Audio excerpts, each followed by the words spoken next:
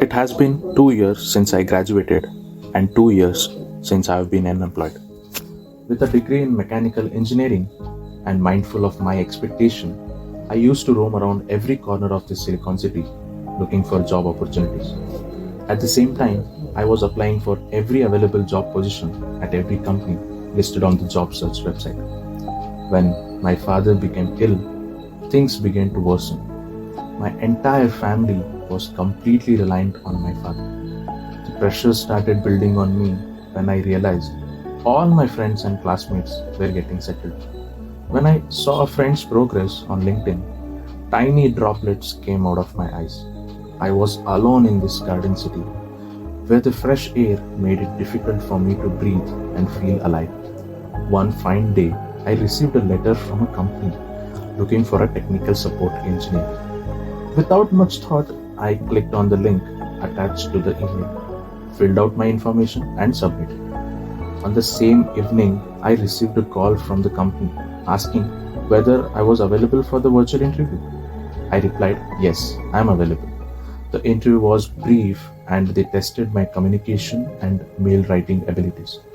I even received the offer letter the same day with an acceptable salary. I was delighted and full of joy. I couldn't wait to spread the news to my family and friends. I even updated my status on LinkedIn. I was excited to work and was waiting for tomorrow. The next day, at the given address, I reached the office. I noticed a massive structure on the outskirts of town. The area was devoid of buildings, so it was deafeningly quiet. Even I noticed that there was no induction of about my office. I attempted to call the number provided in the offer letter. The concerned party requested that I come to the fourth floor of the building. The lift was not working, so I climbed the stairs and reached the office. The lift was not working, so I climbed the stairs and reached the office. When I went inside, I saw many people working, some of whom were on the phone, some were too preoccupied to drop a mails. Soon, I was introduced to the team by my manager. My first assignment was to resolve a credit card problem. They had a written set of working procedures in which I had all of a person's information and had to resolve these concerns about unauthorized transaction. Then, according to the checklist, I made the first call. The person was from a backward state which was far from my current location, and my conversation started with him. I was well versed in Hindi. I attempted to obtain all necessary information from him. As a result, the individual provided me the information. I assured him that his query would be resolved as soon as possible. Later, they asked me to send emails to all the people individually about the job offer. They had given me a list of all email address of people who were interested in the job, as well as the email format. A different pattern was followed for each ID. And as I typed those mails, I realized that they were demanding a price in exchange for a job. When I realized I had joined a scam company, I wanted to get out of my seat and flee. But my manager came towards me and told me, "I know you have now got an idea about our work. I know you want to run from here. I won't stop you from doing that, but consider that if you run away from here, you would be out of work again. You couldn't look after your father's health. Also, I believe you have already updated your job news on the LinkedIn, which is fantastic. You are free to delete it too."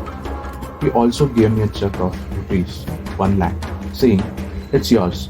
If you keep working here, you will get this every week." I couldn't argue with him at the time. I began to believe that being good in this world would leave me and my family hungry and worthless. So I joined their hands, involved in all the crimes they committed: spoof calls, phishing, malware, and ransomware. I was making a good living while also caring for my family. Few days later, I got a phone call from my village. It was